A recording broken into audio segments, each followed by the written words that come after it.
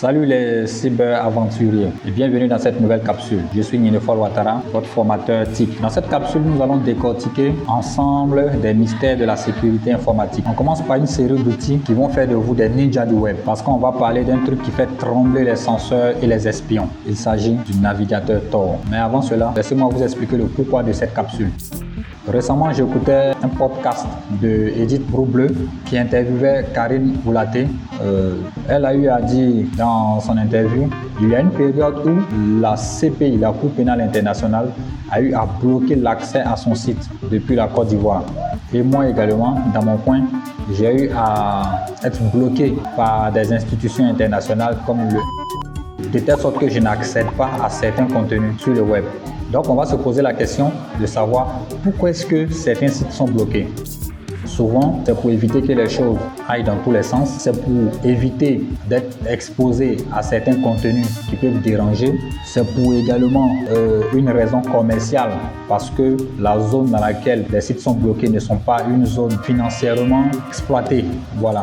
Comment on fait pour accéder à l'information? Comment on fait pour communiquer avec le monde entier tout en restant dans la légalité? C'est là que notre premier héros entre en scène. Le navigateur Tor. Qu'est-ce que Tor?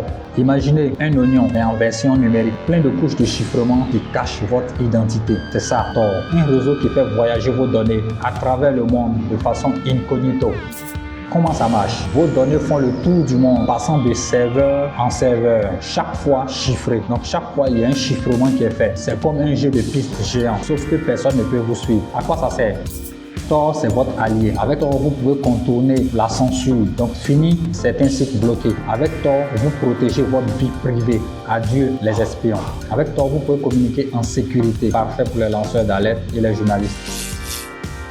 Par contre, les inconvénients de notre héros, la navigation peut être lente parce que les informations doivent passer au niveau de plusieurs serveurs. Donc, la navigation peut être lente. Il y a des sites qui refusent les connexions Tor. Oui, il peut y avoir des sites qui refusent même dans leur configuration des connexions Tor. Et puis, l'utilisation peut être un peu complexe pour les novices. Enfin, le navigateur Tor n'est pas infaillible. Je répète bien, le navigateur Tor n'est pas infaillible. Il y a certaines grandes institutions et des gouvernements qui ont les moyens de retrouver l'aiguille dans la botte de foin. Donc, alors, prudence, faites attention à ce que vous faites. Voilà, maintenant vous êtes informé des potentialités du navigateur Tor, mais n'oubliez pas, avec de grands pouvoirs viennent de grandes responsabilités. Utilisez Tor à bon escient pour la liberté et la connaissance, pas pour faire des bêtises. Restez connectés. Dans la prochaine capsule, nous allons parler d'un autre outil de sécurité qui va vous bluffer. À très vite.